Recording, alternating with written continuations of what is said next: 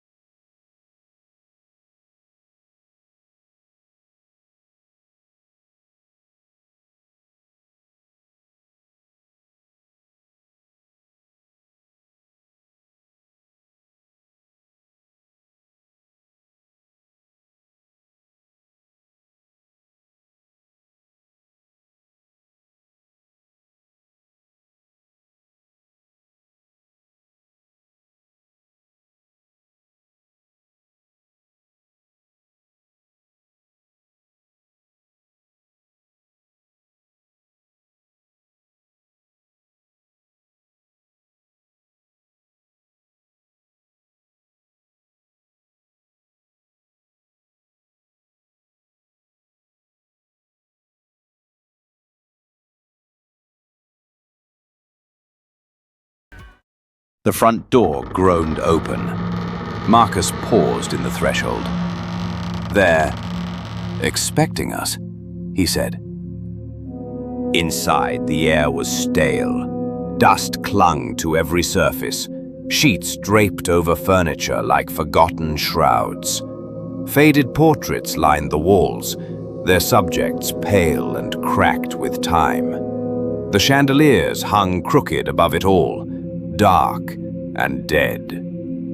They moved quickly. Grant wired cameras and lights through the first and second floors, parlor, bedrooms, and attic, alongside the rest of his gear. Motion sensors, audio triggers, heat sensors.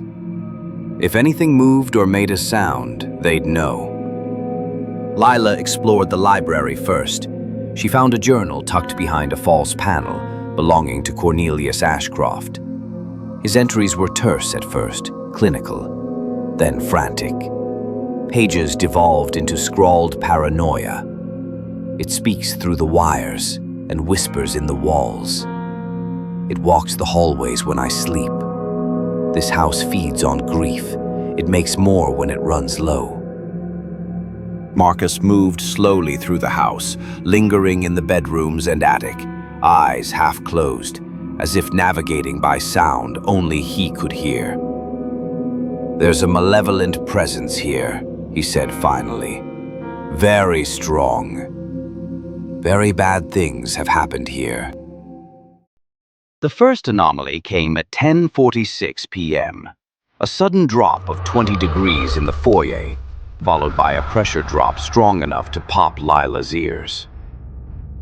At 12:02 a.m., the cameras began to flicker, brief static bursts. Then the attic feed went blank. "We lost the attic," Grant said, checking the monitor. "Power's fine. It's just out." Lila looked up. "You sure it's not interference?" "No," Grant said, already reaching for a backup unit. "I'm going up." He climbed the stairs, flashlight cutting through the dark like a scalpel.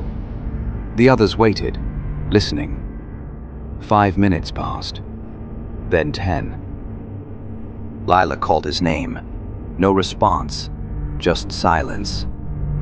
Marcus went to the base of the stairs and stopped, his normally impassive face slipping into worry. "Something's wrong up there." Lila didn't hesitate. "Then we go." They climbed together. The second floor was colder. The air was heavier, harder to breathe. At the end of that hallway, the attic staircase rose into the dark. They followed it up and reached the attic door. It hung open. Inside, empty.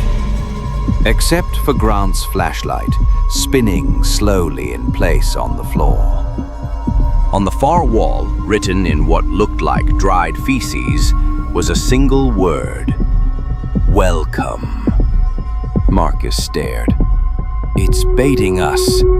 Lila stepped forward, scanning the shadows. Where the hell did he go? Then, a sound from downstairs, a door creaking open, footsteps. "That could be him," Lila said, then headed toward the door. Marcus's expression suggested he knew otherwise, but he followed. They descended from the attic, their fear escalating into panic with every step. When they reached the second floor landing, Lila stopped. A woman stood at the far end of the corridor, barefoot, wearing a torn white nightgown that clung to her thin frame. Her skin was gray and drawn tight over the bones of her face, faintly glowing as if lit from within. Strands of gray hair hung loose across her face. She pointed toward the staircase and screamed, her voice cold and hollow. "Get out! He's coming!" Lila flinched.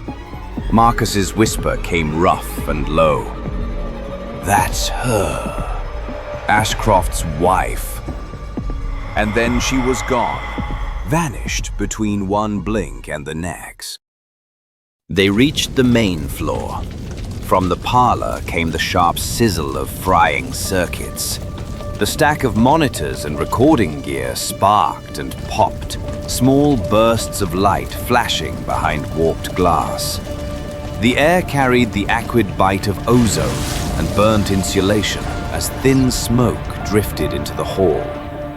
In the foyer, 2 figures stood blocking the front door. A young man and a woman in a maid's uniform. Their skin was gray and waxy, their eyes sunken and empty. They stood motionless before the door, pale and silent. "We're trapped," Leela whispered. That was when Grant stepped out of a doorway Marcus hadn't noticed before. "Leela, come quick! I found the way out!" he urged. Marcus felt it instantly, something wrong. "Leela, don't!" he shouted, but she was already running.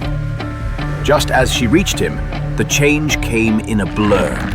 Grant's features collapsing and reforming, flesh blistering into rot, eyes turning bone white. When it stopped, Cornelius Ashcroft stood over her, staring down with cold, merciless intent. Seizing her arm, he dragged her through the darkened doorway.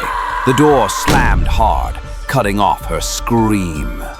Marcus lunged for it, wrenching it open. Nothing inside but a narrow, empty closet. Lila was gone. Marcus stumbled back, his mind reeling, teetering on the brink of insanity.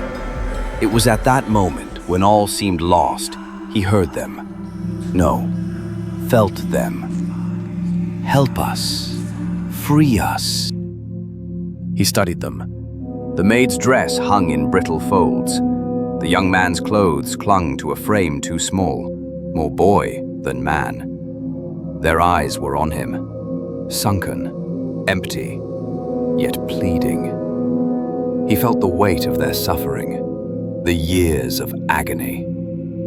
They weren't monsters. They were victims. He realized what he had to do. Marcus took a slow breath and stepped past them. He turned the latch and pulled the door open. A draft swept in, stirring the dust. He turned back to them. "Come with me," he said quietly. The boy lifted a hand first, trembling, and the maid followed. Their fingers were cold as stone, light as ash. Together, they stepped through the doorway, and their touch faded. When he looked back, they were gone. Only the open door remained, and the stillness of a house that had finally exhaled. Morning came, cold and gray. Marcus stood by the van. Grant had the keys, so it wasn't going anywhere. He looked toward the house and thought of the two he'd led out, the maid and the kid, and of Lila and Grant still inside. He could still feel them.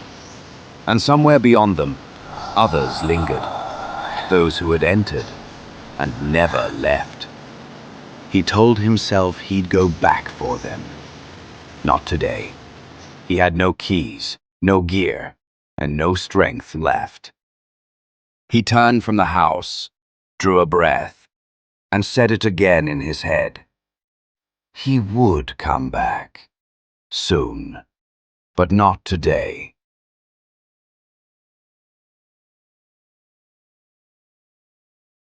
Well, that was entertaining.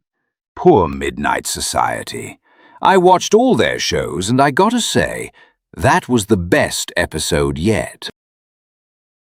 Thanks for watching, my friends. Remember to like, follow, subscribe, and share to keep the stories alive.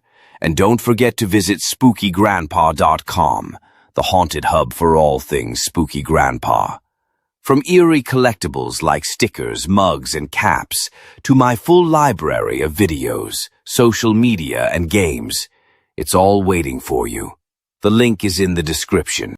SpookyGrandpa.com. It's where your mama goes for a good time.